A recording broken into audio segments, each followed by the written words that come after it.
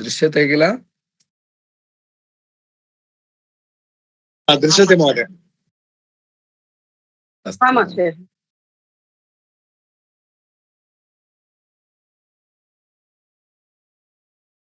महोदय वदतु। LMS मध्ये सुदेश शर्मा महोदय एकम् ई-टेक्स्ट् मध्ये दत्तवान् खलु, तत् न लब्धं महोदय। फैल् नाट् फौण्ड् इति आगतम्। फैल् नाट् फौण्ड् इति आगतं वा? तर्हि अहं किञ्चित् विचारयिष्यामि। अस्तु धन्यवादः। तत्र किं तत् PDF फैल् एव आसीत् खलु? आं महोदय। तथापि न दृश्यते वा? न दृश्यते महोदय। ओपन् कर्तुं न शक्नोमि, उद्घाटयितुं न शक्नोमि। अस्तु, तर्हि तत् विचार्य पुनः तद्विषये परिहारं इति आगच्छति। ओ तथा वा? तत् पुनः तद् निष्कास्य पुनः अपलोड् कर्तुं वदिष्यामि। अस्तु तत् करणीयम्। अस्तु अस्तु। तर्हि इदानीं वयं यत् चिन्तनं कुर्वन्तः आस्म तस्यैव चिन्तनस्य किञ्चित् अनुवर्तनं कुर्मः।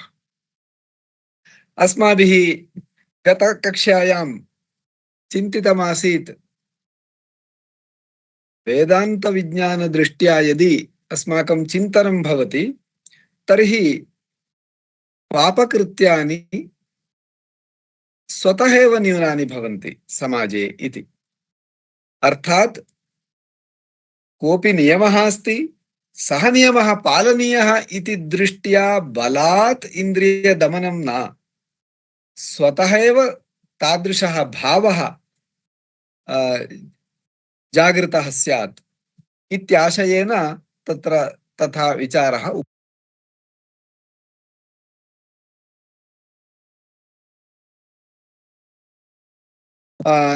तत्र अस्माभिः बहुविधानि उदाहरणानि उक्तानि। अद्य अन्यदेकं लौकिकम् उदाहरणं किञ्चित् तत्र परिशीलयामः वयम्। एकं क्षणं, तत्र शेरिङ्ग् विषये किञ्चित्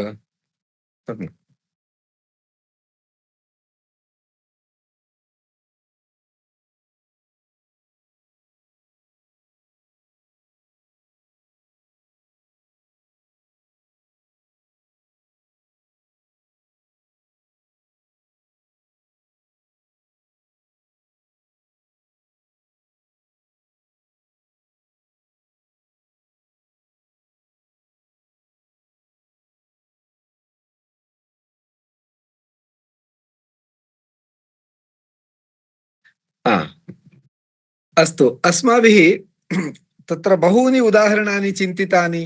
तत्र घटस्य मूलं मृत्तिका इति, ध्वस्ते घटे मृत्तिका मात्रम् अवशिष्यते, अर्थात् कस्यापि वस्तुनः मूलद्रव्यस्य नाशः इति भवितुं नार्हति। पारमार्थिकदशायां क्रमशः नाम स्वमूलावस्थां प्राप्नोति, अर्थात् रूपान्तरणमेव भवति, न तु परमार्थतः नाशः इति नास्ति, तद्वदेव आत्मनः अपि नाशः इति नास्ति इत्यादिकं वयं चिन्तितवन्तः विभिन्नैः उदाहरणैः। इदानीम् अत्र यत् नाम केचन श्लोकाः सन्ति पुरतः जवनिकायां, तस्य विवरणतः प्राक् वयं पूर्वतनविषयं संस्मृत्य अत्र सम्बन्धं योजयामः। तादृशे प्रसङ्गे अन्यदेकम् उदाहरणं दातुम् उद्युक्तः आसं, तदानीं समयः सम्पन्नः इति मत्वा पश्यन्तु। शर्करा इति वदामः, शर्करा नाम का इति वदामः चेत् किं वक्तुं शक्नुमः? शर्करा नाम का? शुगर् इति महोदय। अस्तु, शुगर् इति अस्ति, किन्तु आम्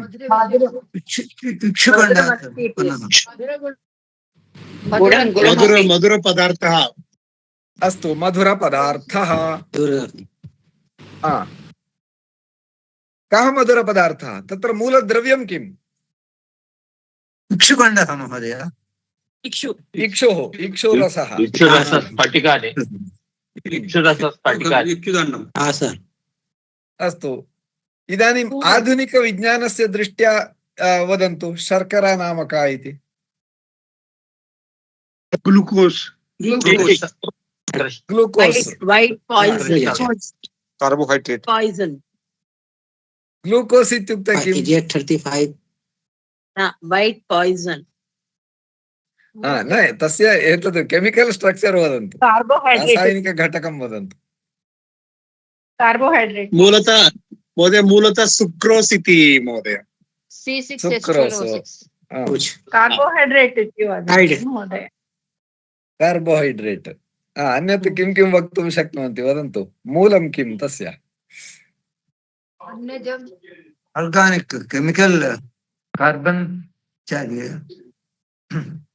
कार्बन हाइड्रोजन ऑक्सीजन च त्रयं मूल तत्त्वम् इदानीं पश्यन्तु कार्बन् हाइड्रोजन् सर्वमपि आगतं तर्हि शर्करा इति भौतिकस्वरूपं यदि पश्यामः तर्हि कार्बन् इति ऊहितुमपि न शक्नुमः तत्र हाइड्रोजन् अस्ति इति कोऽपि वदति चेत् नाम बालः किं तदा अवगच्छति वा न अवगच्छति अपि च वस्तुतः इदानीं पश्यन्तु एकः मधुरपदार्थः अस्ति मिष्टान्नम् अस्ति नाम एकं स्वीट् मैसूर् पाक् वा भवतु अथवा चाकलेहः वा भवतु तत् बालस्य दृष्ट्या चाकलेहः भवति जिलेबी भवति अथवा मैसूर् पाक् वा भवति हलवा खण्डः भवति एवं लड्डुकं भवितुमर्हति तदेव इदानीं कश्चन वैद्यः पश्यति चेत्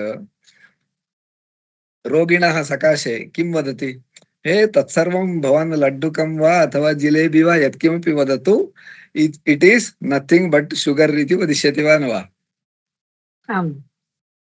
इत्युक्ते किं जातं तत् chocolate is nothing but sugar इति यदि उच्यते तर्हि तस्य तात्पर्यं किम् चाकलेहः नास्ति इति न सः आकारः नास्ति इत्यपि न अथवा तस्य अस्तित्वं नास्ति इति न किन्तु चाकलेहः इति मिथ्या किन्तु तत्र वास्तविकं किं स्वरूपं शर्करा शर्करा शर्करायाः घनीभूतावस्था एव तत्र किञ्चित् आकारविशेषं प्राप्य किञ्चित् आकर्षणं भवति बालानाम् अस्तु sugar sugar is nothing but glucose इति कोऽपि वदेत् अथवा तत् नथिंग बट C6H12O6 इति इतोपि किञ्चित् विज्ञानी वदेत्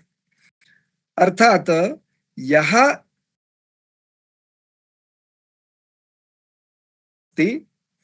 तस्य दृष्ट्या मनसि कोऽपि विकारः नास्ति सः वदति अत्र C6 अर्थात् कार्बन इत्यस्य 6 परमाणवः सन्ति H12 हाइड्रोजन इत्यस्य 12 परमाणवः सन्ति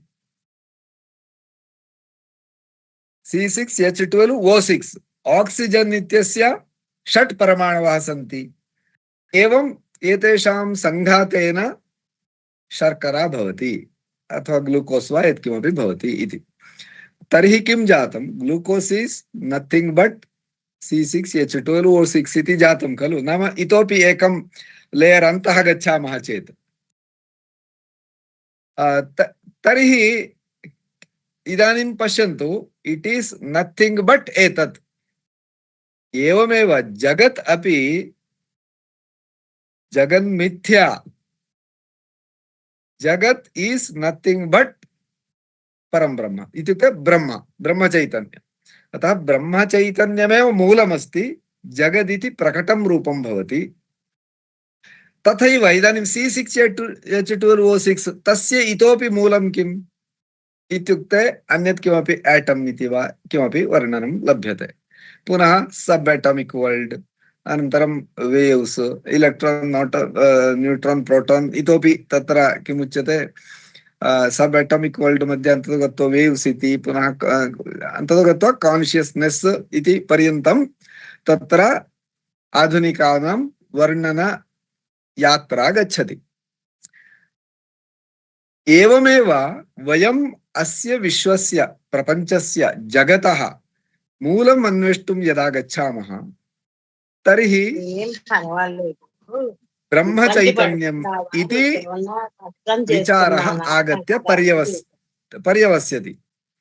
अर्थात् अस्माकं दार्शनिकानां दृष्टिः तथा आसीत्। मूलान्वेषण तत्र प्रवृत्तिः नाम दर्शनम् इति किमर्थम् उच्यते? दृश्यते अनेन इति दर्शनम्। अर्थात् तत्र सत्यस्य अन्वेषणार्थं यः विचारमार्गः वर्तते तत् दर्शनशास्त्रे नाम्ना अभिधीयते।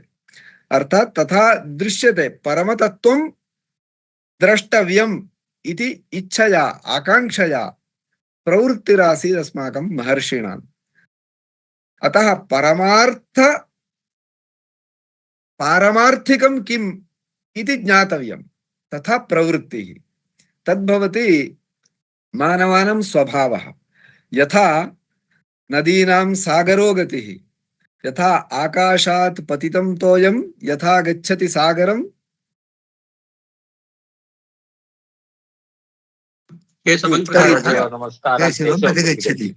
गच्छति। अर्थात् अस्माकं जीवनस्य यात्रा या आरब्धा, जीवनस्य लक्ष्यं किम् इत्युक्ते तादृश परमार्थ तत्त्वप्राप्तिः अर्थात् ज्ञानप्राप्तिः एव जीवनस्य लक्ष्यम्। इत्युक्ते ज्ञानेन संसारबन्धनात् मुक्तिः यावत् भवति तावत्पर्यन्तं संसारयात्रा भवति। अर्थात् यदा सत्यं ज्ञायते तदानीं मनसि कोऽपि विकारः न भवति, सः बद्धः इव न अनुभवति, स्वस्वरूपज्ञानं भवति। तथा स्वस्वरूपज्ञानं यदा भवति तदानीं तत्र विकारः नास्ति, पापकृत्यानि न सन्ति, सर्वमपि यदृच्छालाभसन्तुष्ट्या सा कार्यं करोति, भगवदर्पणबुद्ध्या ईश्वरार्पणबुद्ध्या कार्यं करोति। अतः अस्माकं भारतीयसंस्कृतौ देवः अथवा परमात्मा इत्युक्ते यथा अन्येषां दृष्ट्या कश्चन व्यक्तिविशेषः आकृतिविशेषः अथवा गुणगणसम्पन्नः इति तथा नास्ति। अस्माकं नित्यशुद्धबुद्धमुक्तस्वभावः भवति परमात्मा। तत्र कुत्रापि दोषस्य लेशः नास्ति, दोषलेपः नास्ति, निर्गुणः निष्कलङ्कः निरुपाधिकः निर्विकारः इति एवं प्रकारेण वर्णनं भवति। एतादृशविषये यदि सूक्ष्मतया ज्ञातव्यं तर्हि वेदान्तविचारः अनुसरणीयः। इदानीं वेदान्तविचारः अत्र जीवनकौशले किमर्थम् आनीतः इत्युक्ते जीवनस्य कौशलं नाम निर्विकारतया यदा किमपि क्रियते, यत् किमपि करणीयं तत्र मूलं यदस्ति तत्र वेदान्तभावः। अर्थात् परमसत्यम् आश्रित्य अस्माभिः जीवनविधानम् अनुसरणीयं, तादृशः आचारः विचारः आनेतव्यः। तदानीमेव अस्माकं जीवनं शान्तिपूर्णं भवति, सुखमयं भवति। यतोहि सुखं दुःखं शीतम् उष्णम् एतादृश्यः स्थितयः संसारे सर्वदा भवन्ति। तद् अपनेतुं कोऽपि न शक्नोति, केवलम् अस्माभिः अस्माकं परिवर्तनं करणीयं। तदेव महात्मभिः रामादिभिः जीवनं कृत्वा प्रदर्शितमस्ति। अतः तादृशी दृष्टिः यदि भवति सः जनः कार्यालये अपि कुशलः भवति, गृहकर्मणि अपि कुशलः भवति, तत्र किमुच्यते जीवनस्य सर्वेषु क्षेत्रेषु सफलः भवति, तत्तत् क्षेत्रे कार्यरताः सफलाः भवन्ति। तादृशं साफल्यम् अधिगन्तव्यम्। अतः तादृश साफल्याधिगम प्रक्रिया एव जीवनकौशलं भवति। अतः जीवनकौशलविकासाय तादृशी दृष्टिः अपेक्षिता इति कथनाय एवं कक्षाद्वये रचिता। इदानीम् अस्माभिः लौकिकजीवनं कथं कुशलतया निर्वोढव्यम् इति अस्माभिः अग्रे चिन्तनीयं। तत् चिन्तनमपि तत्र मध्ये मध्ये एतादृशविचारैः भूयिष्ठमेव भवति। इदानीं वयम् अद्य तत्र भगवद्गीतायाः एकम् अध्यायं परिशील्य चिन्तनस्य अनुवर्तनं कुर्मः। अद्य 16 अध्यायः प्रसिद्धः अस्ति भगवद्गीतायां। कः सः अध्यायः इति स्मरन्ति वा? अध्यायस्य नाम स्मरन्ति वा? दैवी सम्पद्विभागयोगः। दैवासुरसम्पद्विभागयोगः इति अध्यायस्य नाम वर्तते। तत्र दैवी सम्पद् आसुरी सम्पत् इति सम्पदः विभागद्वयमस्ति। नाम उत्तमगुणाः दुष्टगुणाः, उपादेयगुणाः हेयगुणाः। अतः अस्माकं सम्पत् इति वयं यत् चिन्तयामः वस्तुतः तादृशानाम् उपादेयगुणानां गणः भवति वस्तुतः अस्माकं सम्पत्तिः। अतः केवलं लौकिकद्रव्यं धनं महत्त्वं न भजते। शान्तिः अपेक्षिता चेत् दैवी सम्पत् अस्मदायत्ता करणीया अस्माभिः। आसुरी सम्पत् जीवने बन्धनम् उत्पादयति, शोकम् उत्पादयति, मोहम् उत्पादयति, क्रोधम् उत्पादयति। तत्र असूया द्वेषादिभिः जीवनं तत्र नाशितं भवति। अतः यस्य जनस्य यावदधिकतया दैवी सम्पत् भवति सः वस्तुतः धनी भवति, सः सम्पन्नः, तस्य जीवनं समृद्धं भवति। एतद् वयं सर्वदापि पश्यामः। अत एव मुनयः सज्जनाः तत्र अधिक भौतिक सौकर्यं विनापि शान्ताः भवन्ति। आसुरी सम्पद् येषां पार्श्वे अधिकतया भवति ते भौतिक धनेन समृद्धाः अपि तत्र अशान्तचित्ताः,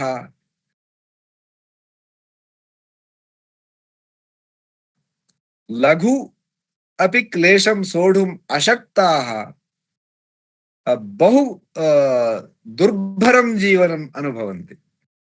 अतः अस्माभिः दैवी सम्पत् समाश्रयणीया, सम्पादनीया।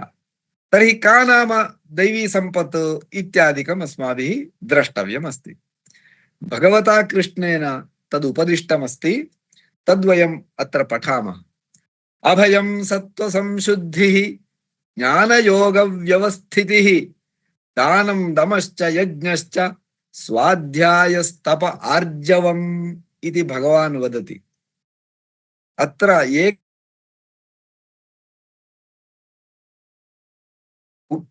तत्र उदाहरणम् अस्माभिः द्रष्टव्यमस्ति।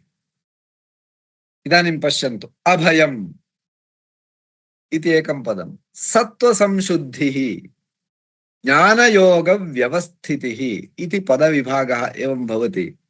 इदानीम् अभयम्, अभयम् इत्यनेन किं वयं ज्ञातुं शक्नुमः? भवन्तः वदन्तु।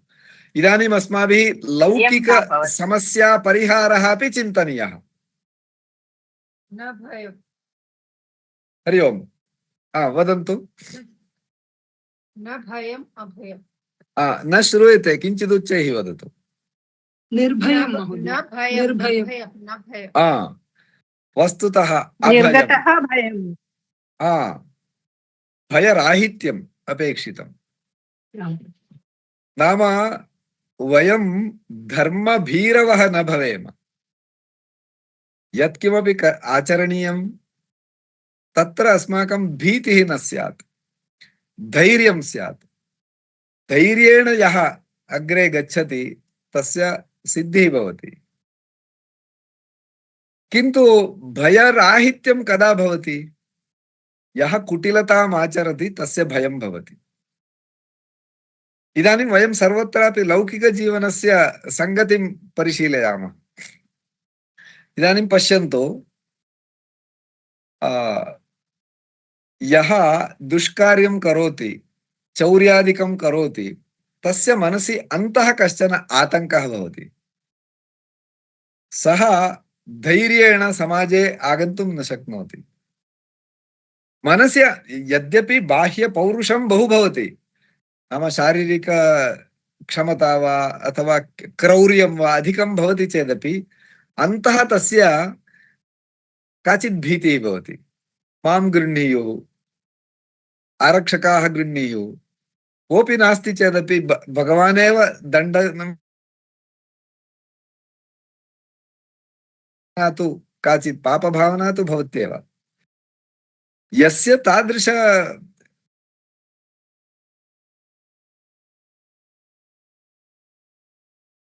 ऋजुमार्गे यः प्रवर्तते तस्य तु कदापि भीतिः न भवति।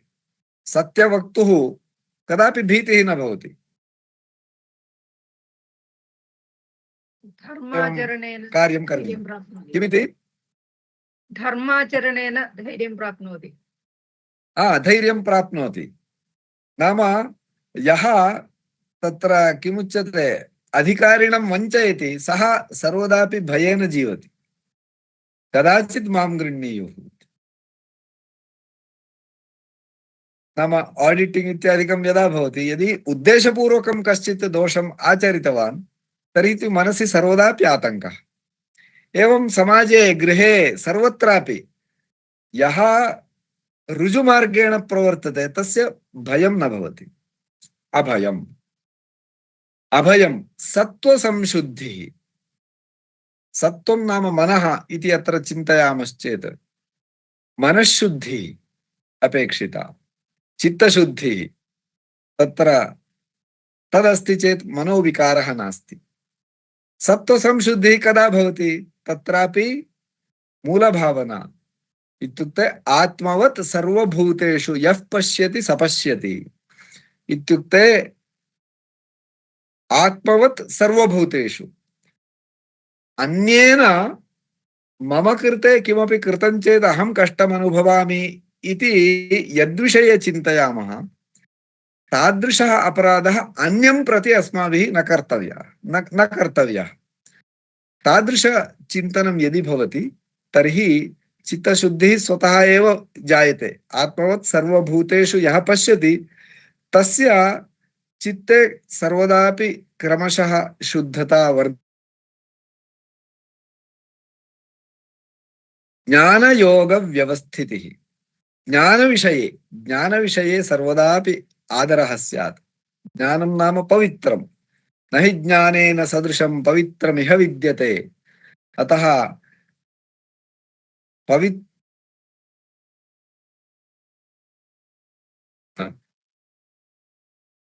अतः ज्ञानार्जने प्रवृत्तिः स्यात् सर्वदापि। अपि च नित्यानित्य वस्तु विवेक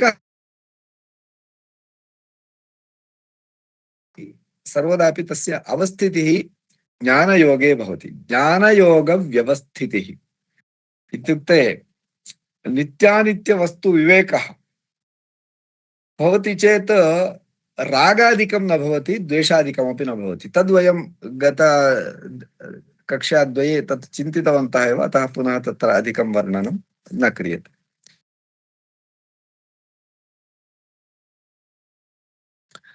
दानम्। इदानीं पश्यन्तु, दानेन पापक्षयः भवति इति उच्यते। किमर्थं? दानं चित्तशुद्धये उपकरोति।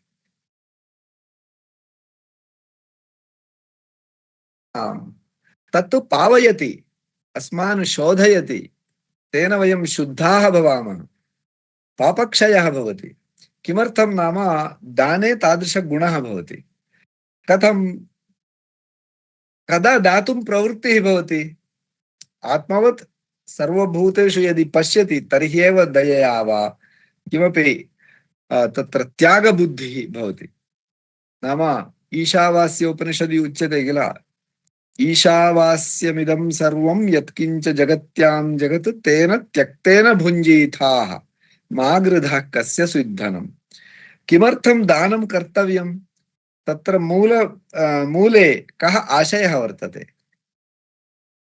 वस्तुतः अस्माकम् एतद् मदीयम् इति भावना एव सञ्चयबुद्धेः मूलं भवति।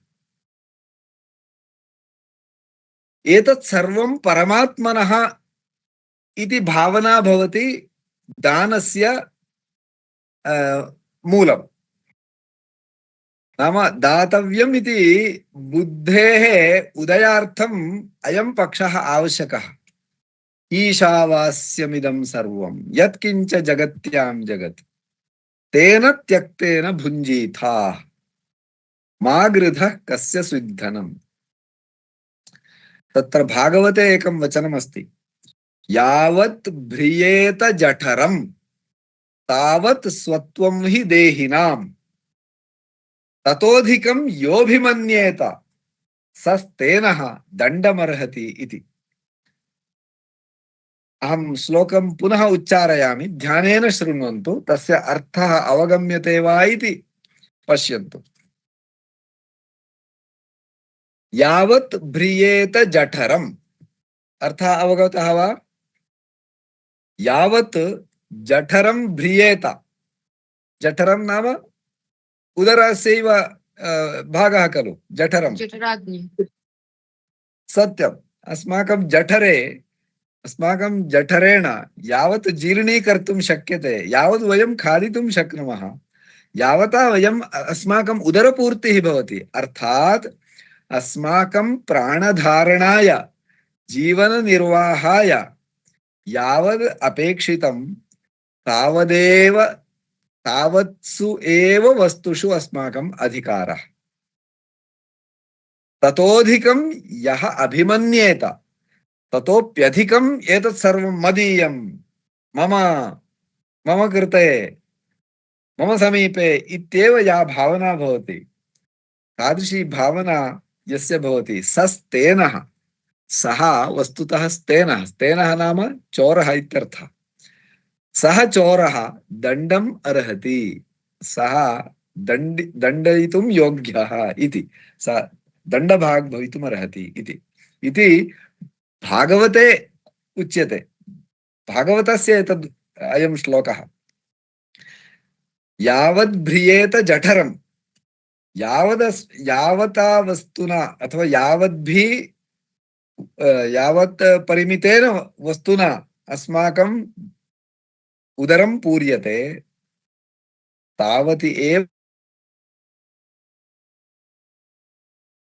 तावत् स्वत्वं हि देहिनां, तावदेव अस्माकं स्वत्वं नाम अस्माकं प्रापर्टी इति वक्तुं तावदेव अस्माकम् अधिकारः। ततोधिकं योऽभिमन्येत, मेडिटेशन् करोति नाम प्रकृतेः शोषणं कुर्वन्ति खलु जनाः अद्यत्वे, ततोधिकं योऽभिमन्येत सस्तेनः दण्डमर्हति। अतः अत्र प्रपञ्चे यत्किमपि अस्ति ईशावास्यमिदं सर्वम्, अत्र प्रपञ्चे यत्किमपि अस्ति अणु रेणु तृण काष्ठादिषु अपि, नाम अणुः नाम ज्ञायते भवद्भिः, रेणुः नाम रजः, नाम अतीव लघु कणविशेषः, तृणेऽपि, काष्ठादिषु वृक्षादिषु अपि भगवद्भावना धर्तव्या। तत्र अणुः वा भवतु, तृणं वा भवतु, रेणुः, काष्ठं वा, शिला वा, मृत्तिका, वायुः, जलं सर्वमपि परमात्मना आवृतमस्ति। तत्सर्वं परमात्ममयमेव, परमात्मरहितं किमपि नास्ति। अतः एव तेन त्यक्तेन भुञ्जीथाः, अतः त्यागपूर्वकं जीवनं कर्तव्यम्। दानं नाम स्वस्वत्वनिवृत्तिपूर्वकं त्यागः किल, इदं न मम इत्युक्त्वा दानं क्रियते। अर्थात् दातव्यमिति बुद्धिः तदा भवति एतत् सर्वम् अहं यद्यत् सञ्चितवान् तत् मदीयम् इति वदामि चेत् मूर्खः सः। यतोहि एतत् सर्वं कुतः आगतं? वयं तु न आनीतवन्तः जन्मकाले, न वा नयामः। वयम् अत्र विद्यमानव्यवस्थायाः उपयोगं कुर्मः। यथा कश्चन तत्र किमुच्यते पिपीलिका प्राणिविशेषः एवं प्रपञ्चे उत्पन्नः, पशवः पक्षिणः उत्पन्नाः, तेषां यथा अधिकारः जीवितुं तथैव अस्माकमपि अधिकारः। वयमपि एवमेव जन्म प्राप्तवन्तः कस्मिंश्चित् दिने। अतः वयम् अत्र प्रपञ्चे यद्यदस्ति सर्वं पश्यामः। अस्माकं हस्ते यदागतं तद् वयम् अस्मदीयमिति चिन्तयामः वयम्। किन्तु वस्तुतः एषा सृष्टिः केवलम् अस्माकं कृते नास्ति, एषा सृष्टिः सर्वेषां कृते। यथा अन्ये तथैव वयमपि अस्यां सृष्टौ कश्चन कणविशेषः तावदेव। यदि वयं तत्र उपरि भूमितः बहु उपरि गत्वा एवं पश्यामः, अत्र सर्वे जनाः धावन्ति, क्रीडन्ति, लुण्ठन्ति, नाम व्यवहरन्ति, तथा उपरि स्थित्वा पश्यामः चेत् अरे जनाः जीवनं नाम एवमेव धावनमिति अस्माकं दृष्टिः भवेत्। तद्वत् तथा जीवनार्थं किमपि किमपि क्रियते, तत् कुतः क्रियते? परमात्मनः सृष्टितः वयं किञ्चित् आदाय तत्रैव किञ्चित् व्यवहारं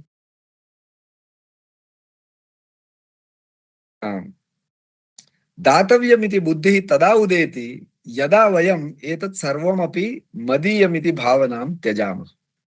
सा भावना कदा उदेति? एवं ब्रह्मभावं धरामः चेत्, एतादृश चिन्तनं भारतीय संस्कृतेः अनुसारेण चिन्तनं यदा भवति दातव्यमिति बुद्धिः भवति। दातव्यमित्युक्ते स्वस्य कृतेपि अपेक्षितम्, अन्येषामपि पोषणम् अपेक्षितम्। अर्थात् समाजपोषणम् अस्माकं दायित्वमस्ति। दीनदरिद्राणां पोषणं समाजस्य कर्तव्यमस्ति। अतः यस्य स्थितिः उत्तमा अस्ति सः अन्येषां पोषणं कुर्यात्। अतः मयैव किमर्थं दातव्यम्, अन्यः एव करोतु इति चिन्तनं न। भगवता या शक्तिः दत्ता तया शक्त्या अर्जनीयं, दुर्बलानां पोषणं कर्तव्यं, तद् कर्तव्यं भवति। अतः चैरिटी इति यदुच्यते तत् नास्ति चेत् लोकः न चलिष्यति। वस्तुतः एतादृश दानप्रवृत्त्या एव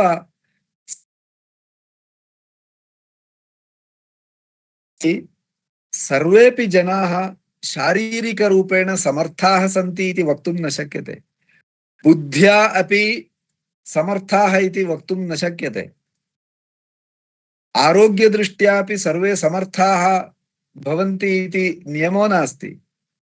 अतः यत्र आवश्यकता अस्ति, न्यूनता यत्र यत्र तत्र सत्वरं याम इति नीतिः अपेक्षिता। न्यूनता यत्र यत्र तत्र सत्वरं याम, तत्र शीघ्रं गन्तव्यम्। अतः समर्थाः असमर्थानां रक्षणं कुर्युः इति नीतिः। तत् धनदृष्ट्या वा भवतु, शारीरिक क्षमता दृष्ट्या वा भवतु, विद्यायाः दृष्ट्या वा भवतु, सर्वदृष्ट्या यस्य समीपे यदस्ति तत् अन्येषां कृते दातव्यम्। यस्य समीपे विद्या अस्ति सः विद्यां दद्यात्, यस्य समीपे तपश्शक्तिरस्ति सः तपसः दानं कुर्यात्। अर्थात् सर्वेषां कल्याणम् इच्छेत्। अतएव तपस्विनः महात्मानः सन्ति चेत्, ये धर्माचार्याः अथवा उपासकाः भवन्ति, तेषां सकाशे गत्वा कश्चन कष्टं वदति चेत् सः अस्तु शुभं भवतु इति आशीर्वादं करोति। अतः यस्य समीपे या शक्तिः, धनशक्तिः, जनशक्तिः, धनशक्तिः, विद्याबलम् अथवा धैर्यं, यस्य समीपे धैर्यमस्ति सः अन्येभ्यः अभयं दद्यात्। क्षत्रियाः तत् कार्यं कुर्वन्ति। अतः यस्य समीपे यदस्ति तस्य दानं कर्तव्यं, तदा एव लोकः व्यवस्थितः भविष्यति इति तत्र दानशब्दे तादृशाः विचाराः बीजरूपेण सन्निहिताः सन्ति। अतः एव यज्ञोदानं तपश्चैव पावनानि मनीषिणाम् इति उक्तम्। तत्र दानं नाम अत्यन्तं पवित्र कार्यं भवति। अतः दानेन मनसः काचित् शक्तिः आगच्छति। तत् दानेन कश्चन कृतार्थभावः आगच्छति, धन्यताभावः आगच्छति। अतः सत्पात्रे दानं कृत्वा मनसि धन्यता अनुभवितव्या। वस्तुतः आढ्याः धनवन्तः किं चिन्तयन्ति नाम राजस भावनायुक्ताः, ओ मया दत्तं, मया उपकारः कृतः इति मनसि यदि अहं भावना आगच्छति तर्हि तद्दानं राजसं भवति। प्रत्युपकाराय यदि दानं करोति तर्हि तत् तामसं भवति। तत्र प्रत्युपकारस्य अपेक्षां विना नाम मया अद्य अस्मै दानं क्रियते, श्वः सा संस्था मम उपकारं कुर्यात्, मम नाम्नः प्रचारं कुर्यात् इति भावनया यदि दीयते तर्हि तत् सात्विकं न भवति। तत्र फलापेक्षां विना सत्पात्रे नाम यत्र आवश्यकता अस्ति तत्र यदि ददाति तर्हि तत् सात्विकं भवति। अतः तादृशं दानम् आवश्यकम्। एकं सुन्दरं सुभाषितमस्ति, तदत्र स्मरामः। द्वारं द्वारम् अटन् भिक्षुः शिक्षते न तु याचते, अदत्वा त्वं मादृशो भूयाः, दत्वा त्वं त्वादृशो भव इति। श्लोकं पुनः उच्चारयामि, अर्थानुसन्धानं कुर्वन्तु। द्वारं द्वारम् अटन् भिक्षुः, भिक्षुः भिक्षुकः द्वारं द्वारम् अटन् प्रतिगृहं गच्छन् शिक्षते, सः शिक्षां ददाति, शिक्षणं ददाति, समाजस्य शिक्षणं करोति। किमिति न तु याचते, सः याचनां न करोति। सः याचकः यद्यपि याचनां करोति तथापि वस्तुतः सः उत्तमः शिक्षकः, गुरुः भवति समाजे। किमिति सः शिक्षा उपदेशं करोति, अदत्वा त्वं मादृशो भूयाः, भवान् अदत्वा अर्थात दानम् अकृत्वा भवान् मादृशः भवतु, मादृशः भविष्यति अग्रिमजन्मनि अथवा यदा कदापि। दत्वा त्वं त्वादृशो भव, भवान् दाता भूत्वा सर्वदापि दाता इव सुखी भवतु इति सः उपदिशति, वदति परोक्षरूपेण। अर्थात् दानं कृत्वा चित्तशुद्धिं सम्पाद्य भवान् आत्मगुणसम्पन्न सन् सर्वदापि सुखी भव। अदत्वा इत्युक्ते कृपणः भूत्वा सञ्चित्य सञ्चित्य लोभेन अन्येभ्यः उपकारं विना यदि जीवनं करिष्यति तर्हि भवान् भिक्षुकः भविष्यति इति तात्पर्यम्। अर्थात दानं करणीयं चेत् सत्पात्रे दानं करणीयम् इत्यपि गीता उपदिशति। हरि ओम्, कोऽपि किमपि वक्तुम् इच्छति? अद्भुतः श्लोकः आचार्य। अद्भुतः श्लोकः, वस्तुतः विशिष्टः श्लोकः। एतत् अस्माकं मनसि कामपि जागृतिम् उत्पादयति। नाम तत्र दीनाः दरिद्राः इत्युक्ते तत्र तस्य किमर्थं तत्र दानं करणीयम् इति अस्माकं संस्कृतिः बोधयति अस्मान्। अतः एतादृशाः विचाराः यदि मनसि आनीयन्ते तर्हि वयं दानं कुर्मः चेदपि अस्माकम् अहङ्कारभावना न आगच्छति। तत्र एवं दानम्, अतः दानशब्दे पश्यन्तु कथं विचारः बहु महत्त्वपूर्णः अस्ति, अर्थगर्भितः शब्दः। अतः भारतीयाः यत्किमपि वदन्ति तत्र किमपि बीजं भवति। इदानीं पश्यन्तु, होटेल् व्यवस्था अथवा एवं लाड्ज् व्यवस्था एतत् सर्वमपि इदानीम् अस्मिन् काले दृश्यते। किञ्चित् अस्माकम् इत्युक्ते मम बाल्यकालमपि न, ततोपि पूर्वजानां काले अर्थात् मम पितामहस्य बाल्यकालं यदि स्वीकरोमि तर्हि यथा तेषां मुखात् श्रूयते स्म, किञ्चित् प्रमाणेन अस्माकं बाल्येपि दृष्टम्। इदानीमपि कुग्रामेषु एतादृशी प्रक्रिया वर्तते। तत्र कोऽपि गृहं प्रति आगच्छति चेत् तत्र भोजनं विना न प्रेषयन्ति। नाम तत्रापि भोजनसमये तत्र गृहस्थः भोजनात् पूर्वं द्वारे स्थित्वा बहिः यावत् दूरं द्रष्टुं शक्नोति तावत् दूरं पश्यति कोऽपि तत्र गृहस्य पुरतः अस्ति वा इति। इत्युक्ते अन्यान् भोजयित्वा अतिथिपूजनं कृत्वा स्वयं भोक्तव्यम् इति। नाम तत्र पञ्चयज्ञाः गृहस्थानाम् उक्ताः खलु, नाम अतिथिपूजनम् इत्यादि इति एकः यज्ञः, सः नृयज्ञः इति उच्यते। गृहं प्रति आगतः अतिथिः देवतुल्यः, देवः एव, अतः अतिथिदेवो भव इति उच्यते।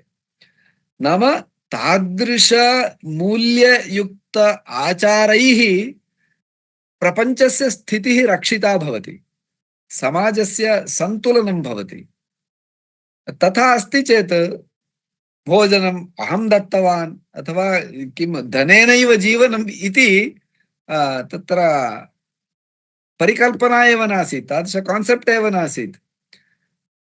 अत एव प्राचीनकाले किं काशीपर्यन्तमपि अटित्वा आगच्छन्ति स्म, केवलं लघु स्कन्धे कन्था इति उच्यते, वस्त्रस्य एकः बन्धः तावदस्ति चेत् सः समग्रं भूमण्डलम् अटित्वा आगच्छति। नाम तत्र किं यत्र कुत्रापि गच्छति मध्याह्ने कुत्रचित् भोजनं लभ्यते। यतोहि सर्वेपि चिन्तयन्ति स्म अहं यद् अर्जयामि, यं पाकं करोमि तत् केवलं मम कृते इति नास्ति। तत्र समाजे तादृशाः सर्वदा भवन्ति याचकाः, नाम ब्रह्मचारिणः भिक्षाटनं कृत्वा एव एतत्। अतः एवं अन्ये बहवः विषयाः सन्ति, तत्तु भवन्तः स्वयं जानन्त्यपि। इति तत्त्वम् अस्माभिः अवगन्तव्यम्। इदानीम् आधुनिकदृष्ट्या अस्माभिः तस्य समञ्जनं करणीयम्। आधुनिकजीवनपद्धतिः किञ्चित् विलक्षणा वर्तते, किन्तु तत्रापि दानस्य महत्त्वम् अस्ति, येन समाजः रक्षितः भविष्यति। तत् दानं कुत्र दातव्यं, कथं दातव्यं, कीदृशेभ्यः दातव्यं, तत्सर्वमपि अस्माभिः विवेकेन निर्धारणीयं भवति। तादृशविषये पृथग्रूपेण चर्चा कदाचित् भवितुमर्हति। भवन्तः अपि तत्र भवतां पुरतः अपि कदाचित् धर्मसङ्कटस्य स्थितिः भवति, अस्माकं सर्वेषामपि कुत्रचित् दातव्यं, कदाचित् दातव्यं वा न वा, यतोहि दानेन केचन दुरुपयोगं कुर्वन्ति। अतः सत्पात्रं नाम किम्, एतत् सर्वमपि चिन्तनीयं भवति। नाम दीयमानं दानं तत्र क्रिमिनल् एक्टिविटी कृते न गच्छेत्।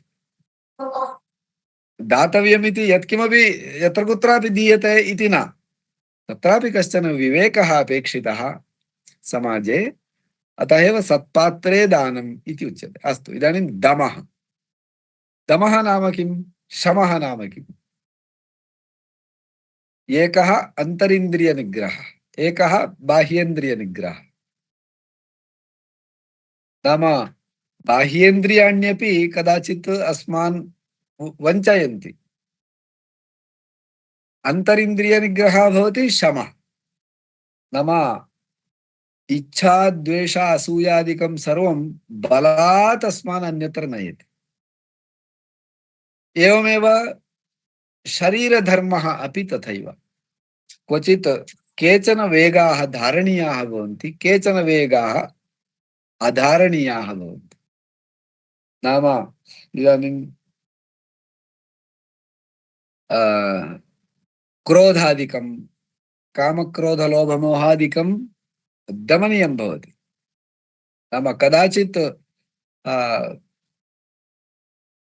अस्माकम् अज्ञानेन वा रागेण वा कदाचित् अकृत्ये प्रवृत्तिः भवति दमश्च यज्ञश्च यज्ञशब्दः बहु अर्थगर्भितः शब्दः यज्ञः अपि तत्र कश्चन गुणः यज्ञप्रवृत्तिः यज्ञः नाम कः केवलं तत्र होमकुण्डे हवेः अर्पणम् इत्येव न तत्र बहुविधयज्ञाः सन्ति स्वाध्याययज्ञः द्रव्ययज्ञः ज्ञानयज्ञः एवं यद्यत् कर्म करोमि तत्तदखिलं शम्भो तवाराधनम् इति वयम् अस्माकं कृते यत् कार्यं निर्दिष्टमस्ति यद् विहितमस्ति यदस्माकं ड्यूटी रूपेण कर्तव्यत्वेन विहितमस्ति तत् वेदैः वा अथवा अस्माकं परम्परया वा विहितकर्माणि यानि सन्ति आधुनिकदृष्ट्या पश्यामः चेत् अस्माकं गृहे गृहस्थस्य विहितकर्माणि सन्ति नाम परिवारपोषणतः आरभ्य समाजपोषणपर्यन्तम् अतः तत्र यद्यत् करोति तत्सर्वमपि यज्ञः एव ईश्वरार्पण बुद्ध्या क्रियमाणं सर्वमपि यज्ञरूपेण परिवर्तितं भवति उपासनारूपेण परिवर्तितं भवति भोजनमपि यज्ञः एव अतः एव वयं भोजनकाले किं कुर्मः आहुतिं दद्मः जठराग्निरूप परमात्मनः कृते आहुतिः दीयते पंच प्राणाः सन्ति खलु प्राणापान व्यान उदान समान अतः पंच प्राणानां कृते आहुतिं दद्मः इति यदि भोजनं क्रियते तर्हि तद्भोजनं यज्ञः भवति उदरपूरणाय नाम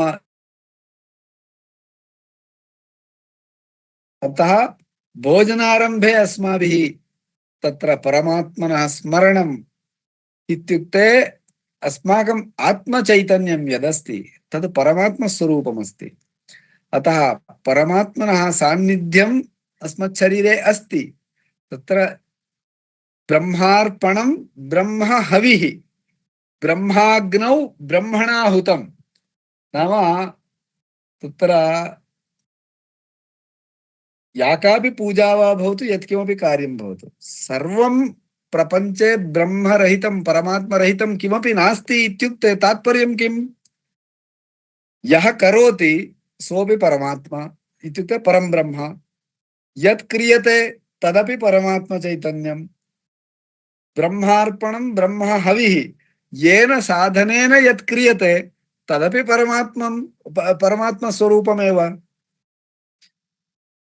यस्मै यत्किमपि दीयते सोऽपि तत्र परमात्मा स्वरूपः अतः श्लोकं पश्यन्तु ब्रह्मार्पणं ब्रह्म हविः यत् अर्पणरूप समर्पणरूप क्रिया अस्ति तत् परं ब्रह्म ब्रह्मार्पणं ब्रह्म हविः येन द्रव्येण यज्ञः क्रियते तत् द्रव्यमपि परमात्मा स्वरूपं ब्रह्मार्पणं ब्रह्म हविः ब्रह्माग्नौ ब्रह्मणाहुतं ब्रह्माग्नौ यत्र समर्पणं क्रियते नाम यस्मिन् अग्नौ तत्र किम् आहुतिः दीयते तदपि परमात्मस्वरूपं।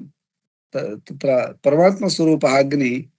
तद् लौकिके यदि समन्वयं करिष्यामः, यः दाता सोऽपि तत्र किं परमात्मस्वरूपः, यः स्वीकरोति सोऽपि परमात्मस्वरूपः, यद् ददाति तदपि परमात्मस्वरूपमेव। ब्रह्मैव तेन गन्तव्यं, दत्त्वा यत्किमपि प्राप्यते तत्सर्वमपि परमात्ममयमेव भवति। तत् दानविषये एव न, यत्किमपि कार्यं क्रियते तत्सर्वमपि तथैव। अतः यज्ञभावनया यदि कार्यं क्रियते तर्हि तत् श्रेयसे भवति इति। श्रेयसे निःश्रेयसे च। अतः दानं दमश्च यज्ञश्च स्वाध्यायस्तप आर्जवम्। स्वाध्यायः नाम मानवस्य स्वभावः भवति। मानवस्य इति किं, सर्वस्यापि जीविनः अध्ययनं कर्तव्यम्, ज्ञानार्जनं कर्तव्यम्। इदानीं पश्यन्तु, यदा शिशुः जन्म प्राप्नोति तत् क्षणादारभ्य तस्य सहजा प्रवृत्तिः भवति किमपि ज्ञातव्यम् इति। लघुशिशुः कोऽपि तं न बोधयति चेदपि निरन्तरं तस्य प्रयासः भवति, ज्ञातव्यं ज्ञातव्यं ज्ञातव्यम् इत्युक्ते कञ्चन अभ्यासं करोति, सः अध्ययनं करोति। अतः यावज्जीवमधीते विप्रः इति, जीवनस्य अन्तिमश्वासपर्यन्तम् अध्ययनप्रवृत्तिः भवति तत्र जीविनां, सः स्वभावः। अतः ज्ञानम् इति अस्माकं स्वभावः। इत्युक्ते परमात्मा नाम ज्ञानस्वरूपी किल।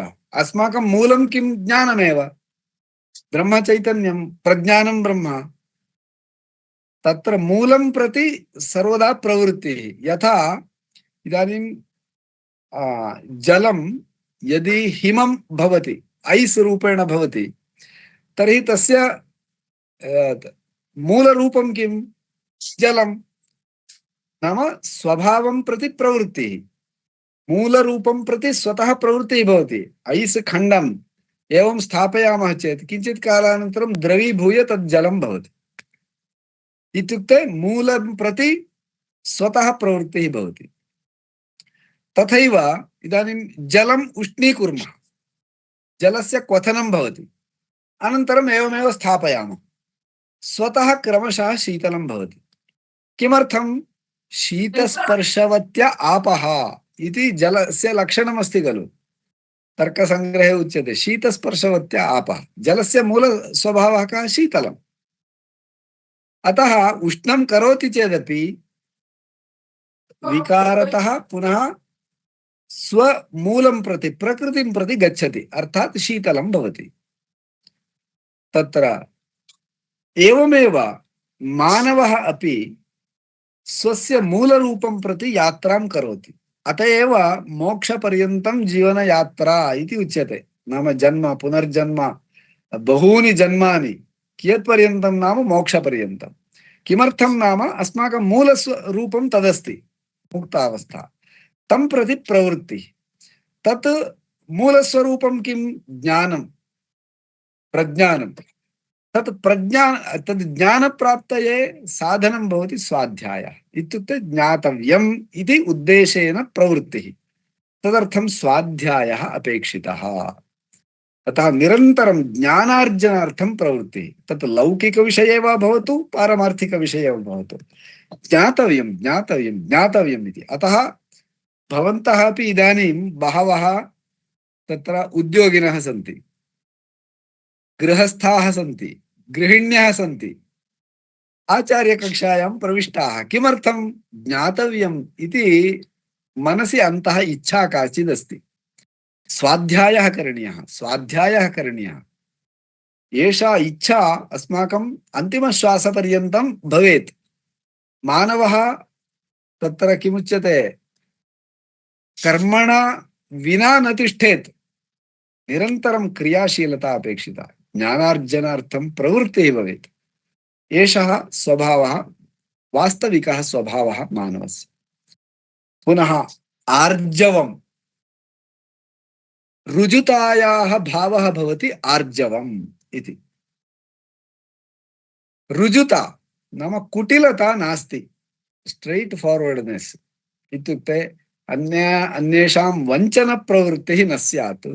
स्वस्यैव वञ्चनं कुर्वन्ति केचन, इत्युक्ते इदानीं सन्ध्यावन्दनं करणीयम् इत्युक्ते अरे अद्य न क्रियते चेदपि चलति इति स्वस्यैव वञ्चनं केचन कुर्वन्ति। एवमेव कर्तव्यप्रज्ञा येषां भवति तेषाम् आर्जवं स्वतः भवति। रुजुता कुटिलता नास्ति, नाम पुरतः एकं पृष्ठतः एकम् इति नास्ति। तत् यदि भवति तर्हि स्वतः अभयं भवति, सत्त्वसंशुद्धिः भवति, ज्ञानयोगव्यवस्थितेः कृतेपि तद् उपकारकं भवति। अतः रुजुता इति गुणः अपि अस्माभिः अर्जनीयः इति। अतः इदानीं पश्यन्तु, एकः श्लोकः बहु अर्थगर्भितः अस्माभिः अद्य चिन्तितः। एते सर्वेपि विषयाः भवद्भिः ज्ञाताः एव, वयं सर्वे जानीमः। केवलं तत्र पूर्वं प्रथमाकक्षायाम् उक्तरीत्या जलस्नानं दिने दिने भवति शरीरशुद्ध्यर्थम्, एवं ज्ञानाम्भसि स्नानं भवति अस्माकं चित्तशुद्ध्यर्थम्। अतः एतादृशविषयाणां चिन्तनाय कालः अस्माभिः दातव्यः भवति। तादृशचिन्तनेन जीवनकौशलं स्वतः प्रकाशितं भविष्यति इत्यतः एतादृशचिन्तनम् अस्मिन् अध्याये ये विषयाः सन्ति वयं विचिन्त्य पुनः लौकिकजीवनं कथं करणीयमिति चिन्तनं करिष्यामः। इदानीं गुणसङ्ग्रहः, इदानीं दैवी सम्पद् इत्यस्य कतिचन बिन्दून् अस्यां कक्षायां वयं चिन्तितवन्तः। इदानीं भवतां पक्षतः किमपि प्रष्टव्यम् अस्ति वा? अन्यथा अत्रैव अद्यतनकक्ष्याम् उपसंहरामः। अग्रिमकक्ष्यायां किञ्चित् वेगेन अन्यानपि विषयान् परिशीलयामः। महोदय, आम्, ज्ञानप्रज्ञानयोः मिदः कः विशेषः अर्थः? ज्ञानप्रज्ञानयोः मिदः ज्ञानस्य प्रज्ञानस्य इति। वस्तुतः ज्ञानम् इत्येव मूलशब्दः, तत्र प्रकृष्टं ज्ञानं। वस्तुतः तत्र वेदान्ते प्रज्ञानं ब्रह्म इति उच्यते। ज्ञानमिति सामान्यरूपेण ज्ञानसामान्ये प्रयोगः, प्रज्ञानम् इति प्रकृष्टतया तत्र ब्रह्मलक्षणावसरे प्रज्ञानं ब्रह्म इति उच्यते। प्रकृष्टं ज्ञानम् इति तात्पर्यम्। यथा नॉलेज विज्डम इति उच्यते। नॉलेज एव, विज्डम अपि नॉलेज एव। तथापि कश्चन लघु अर्थप्रकर्षः तत्र तावदेव।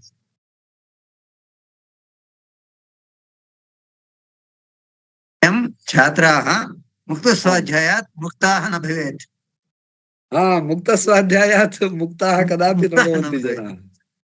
अतः सततम् अध्ययनेच्छा, जिज्ञासा तद् मानवस्य स्वभावः। अत एव उच्यते यावज्जीवमधीते विप्रः इति। अतः ज्ञानार्जनम् अपेक्षितं सर्वदापि। इत्युक्ते उपाधिग्रहणम् इति न, ज्ञानार्जनम्, अध्येतव्यं, किमपि नूतनं ज्ञातव्यं प्रतिदिनं प्रतिक्षणं, तदर्थं प्रवृत्तिः। नमस्कारः महोदय। आचार्य वेदान्त अपि अस्माकं कल्पयन्तु महोदय। करणीयमस्ति क्रमशः। वस्तुतः तदेव जीवने उपकारकं भवति विशेषरूपेण। यदि कल्प्यते चेत् वयं सर्वेपि तत्कोर्सनन्तरं तत्र मेलिष्यामः पुनः।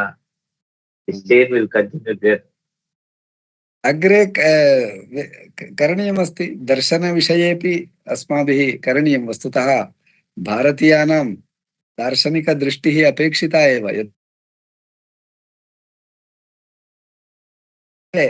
योगदर्शनस्य कक्षा भवतु महोदय। किमिति? योगदर्शनविषये कक्षा भवतु, अनुरोधः, विशेष अनुरोधः। एवमेव, तदपि करणीयं, सत्यं। तत्र भारतीयदर्शनम् अधिकृत्य अर्थात् योगदर्शनं वेदान्तदर्शनम् एतत् सर्वम् अधिकृत्य न्यायदर्शनम् एवं सर्वेषु विषयेषु अस्माभिः पाठ्यक्रमाः रच्यमानाः सन्ति। तत्र समयः भविष्यति किञ्चित्, तत्र भवन्तः अपि उत्सुकाः सन्ति चेत् भविष्यति।